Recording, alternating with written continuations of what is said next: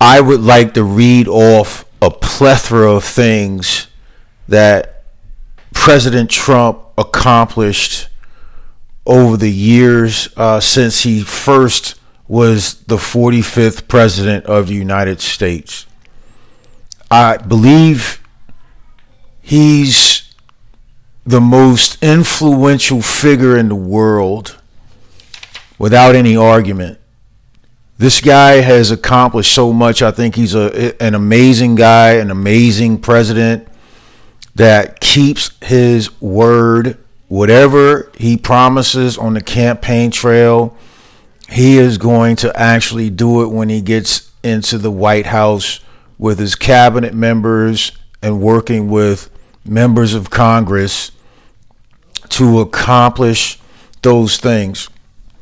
Here's a lot of accomplishments that President Trump has made to come to fruition. He survived the Russia hoax that the Democratic Party threw at him, threw at the American public a false narrative that somehow President Trump was a Russian spy. He survived 2 impeachments because he was during his first term, because he was able to finish out his first term without any real problems besides COVID-19. The Democratic Party threw at him 91 indictments, right? They weaponized the Department of Justice to go after Donald Trump after he announced that he was going to run in 2024 presidential election. 34 felony counts. Tens of millions of dollars defending against lawfare in court. 2 assassination attempts, one of which a bullet pierced his right ear. Around the clock mainstream media slander. They go after his family. They go after Melania. Let's not forget the Mar-a-Lago raid surrounding the classified documents case, where DOJ signed off on paperwork to have FBI go down to Mar-a-Lago with basically guns blazing, right? They didn't shoot anybody, but the verbiage in the raid order basically said, be prepared to discharge your firearm. Verbal attacks on his family. Being removed off state ballots across 5 to 10 states during the general election in 2024. Still able to beat the Democrats, mainly Kamala Harris, in the general election of 2024, presidential election in 2024. He won all 7 swing states. He won the popular vote and the electoral vote. 89% of the counties with the United States voted for Trump. He increased his voter percentage during the 2024 general election across the United States, across all demographics. Now, let's continue. Since he's been elected, or before he took office on January 20th, 2025, since then, and slightly before, all of his cabinet member picks were confirmed through the U.S. Senate.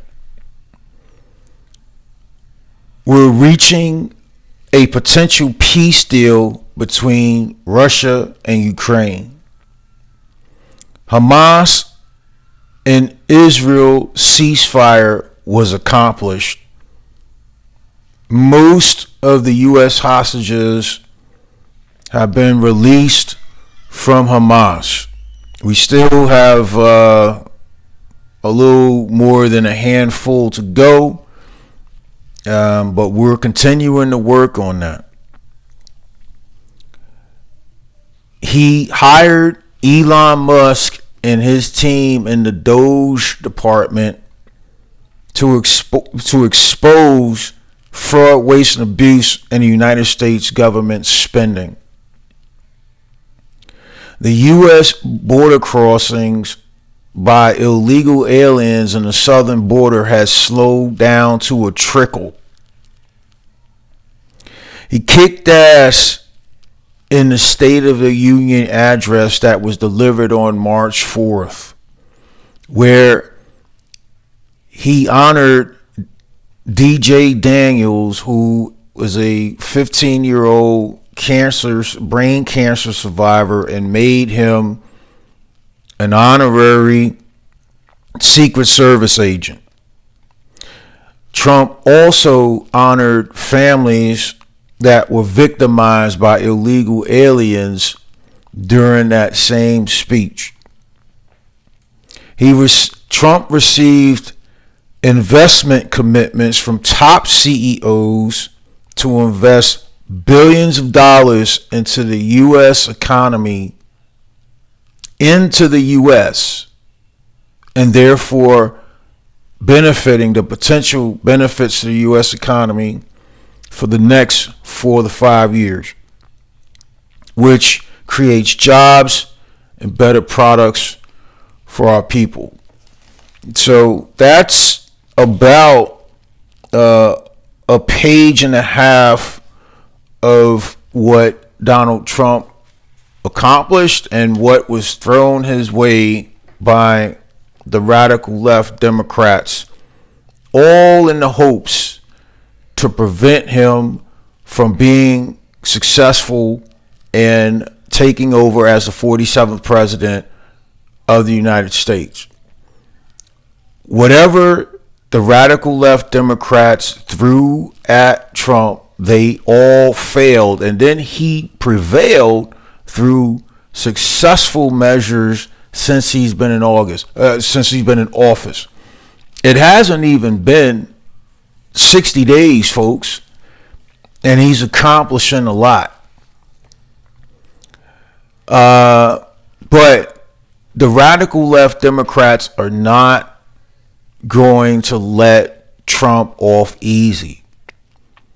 What have they done since Trump took office in January 20th, 2025? They've been involved in obnoxious protests out in the streets, protesting against Doge and Elon Musk, basically locating fraud, waste, and abuse in U.S. government spending.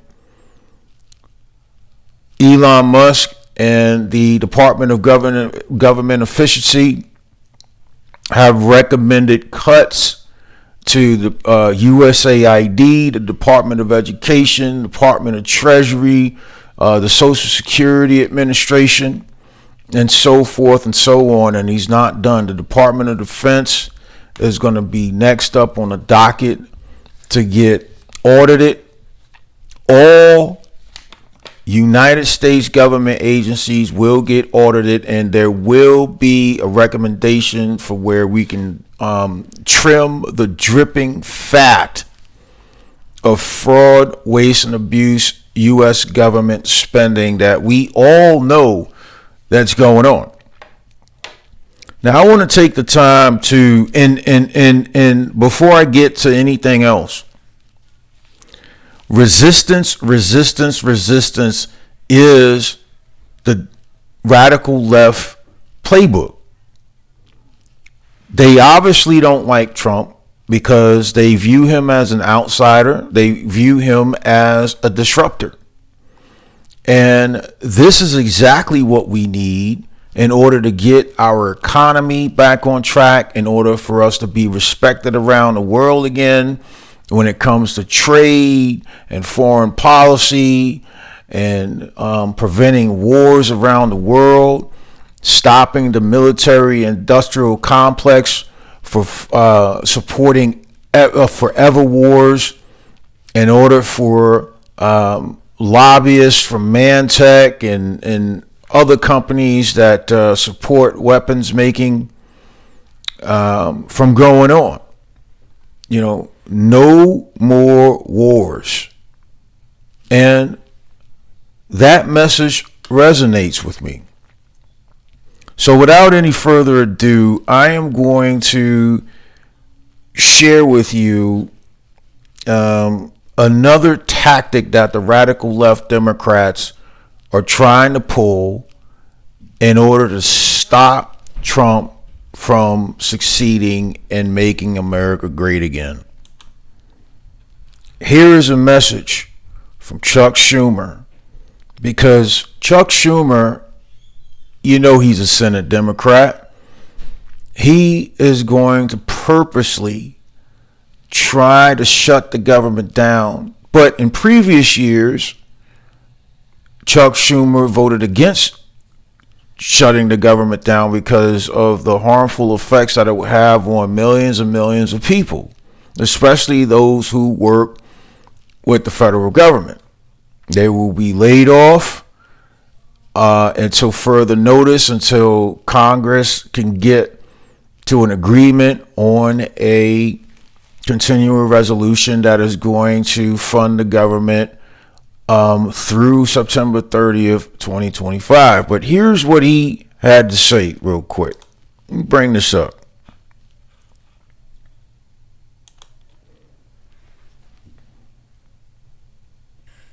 Mr. President, the Democratic leader.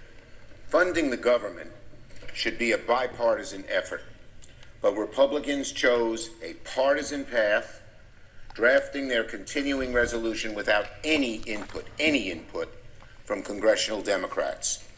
Because of that, Republicans do not have the votes in the Senate to invoke cloture on the House CR. Our caucus is unified on a clean April 11th CR that will keep the government open and give Congress time to negotiate bipartisan legislation that can pass. We should, Mr. President, the Democratic leader. All right, so you heard that, right?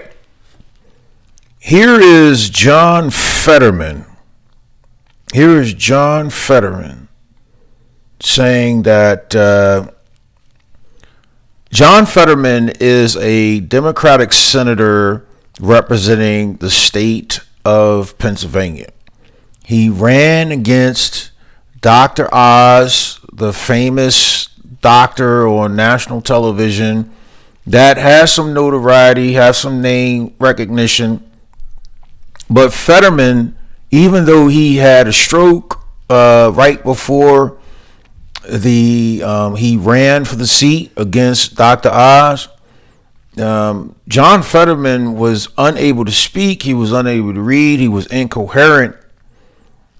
But nowadays, he seems like a normal senator. I mean, he still has a quirkiness to him.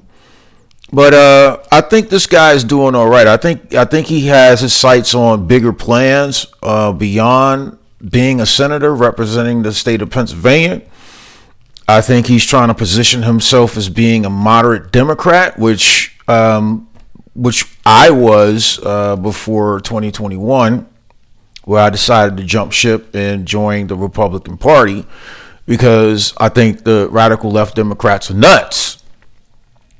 But here's Fetterman on his idea on how he is going to support the Senate vote on the continuing resolution funding bill that the U.S. House of Representatives passed a couple of days ago.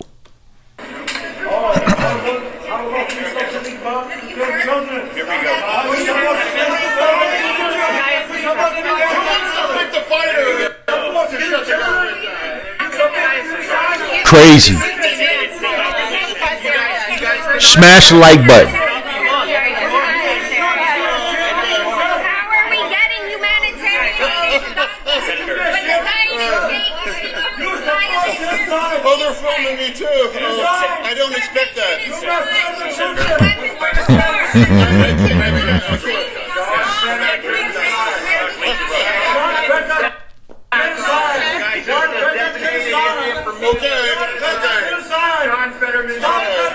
Guys, please, we're trying to do our job here. We're trying to do our job here. Senator, where are you on the CR plan? Well, on the CR, I mean, I've been very clear about it. I mean, there's no new news on that. Are you a yes? I've already said that. I mean, that's what I'm saying. There's no news, and now you're going to have to make that choice. It's like, are you going to shut the government down, or are you just going to say, hey, I disagree with many parts about the CR, but it's like that's where we are. Or if there's some kind of a process where that they can essentially strip the filibuster requirement, and then if they raise the debt limit. Well, then that's a double capitulation, and then that means they don't want to just tell and saying, yeah, we are effectively voting for it, but then we can technically say that I voted no on that. And so that's... So do you think, how many of your colleagues do you think will vote along with you to keep the lights on when government funding expires at midnight? Well, what I'm saying, it's like, for me, never vote to shut the government down. And if you are wanting to, if you don't want to vote for that CR because you want to protect the government and some of the things that I don't agree with that are happening, well, then again, it's like, I'm not going to cut the baby in half. It's like, so that's the thing. So that's the thing.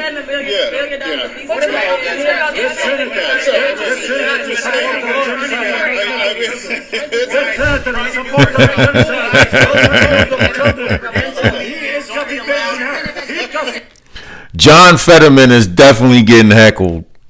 20,000 babies in half. You already did that. You voted for more bombs to build the Capitol.